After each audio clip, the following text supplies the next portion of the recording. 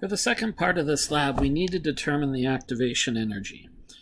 And from your studies of chemical kinetics, you should recall that activation energy is given to us in the Arrhenius equation, where the rate constant K is equal to a constant A, e to the negative activation energy over the gas constant R and the temperature T in Kelvin. Again, we're going to determine this graphically, so we want to get rid of that exponential.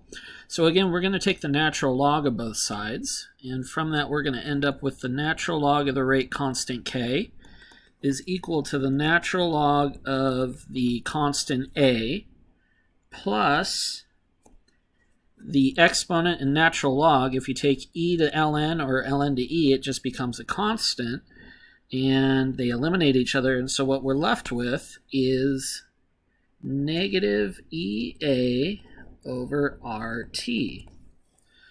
Well, let's break this out a little bit. So we get ln of K equals ln of A. Since we're looking for the dependence of temperature and how it affects the rate constant, or that's how we're going to look at it anyway, we're going to get 1 over the temperature T times negative EA over R, and both of these are constants, so that's a constant.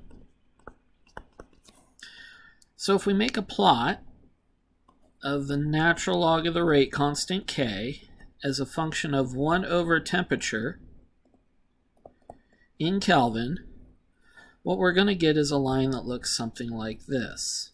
So you should have 6 data points at different temperatures, and from that, again, you're going to add a trend line. So just plot the points, and when you add the trend line, it'll graph the line in there. And what we get is an equation for a line, y equals mx plus b. So y is the same as ln of k, b is the same as ln of a, x is 1 over temperature, which means the slope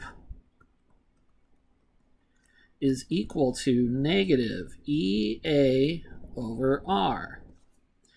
So the gas constant R in terms of joules per mole Kelvin, so gas constant times slope equals negative EA, and because the slope is negative, bring this negative over here.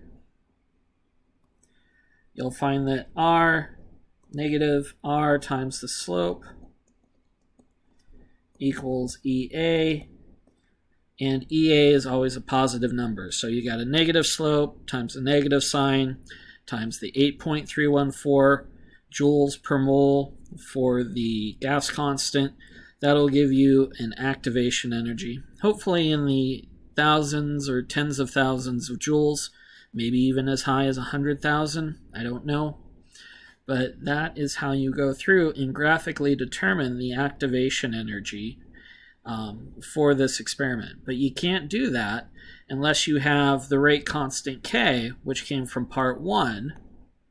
So you need to have, part 1 rate law to solve for K.